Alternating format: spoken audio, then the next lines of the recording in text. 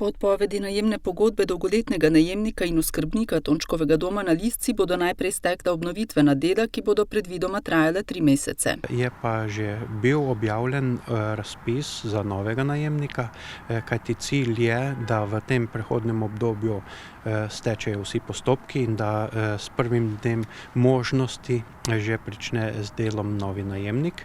Pogoji razpisa so podobni, kot so bili dosedanji pogoji poslovanja. Najemnina ostaja enaka. Pogoj za odprtje gostinskega lokala je najmanj 5 dni v tednu, predvsem obvezno odprtje v petek, soboto in nedeljo, skrb za programe, skrb za dobrobit okolja, športnikov, rekreativcev, planincev in ostalih gostov na Lizci. Verjamem, da je to tako atraktivna točka, da bodo zainteresirani zagotovo prišli na to točko. V času obnove Tončkovega doma bo za gostinsko ponudbo skrbela Kuhna na kolesih, gostinstvo Jože Grajželj, ki bo odprta v petkih, sobotah in nedeljah.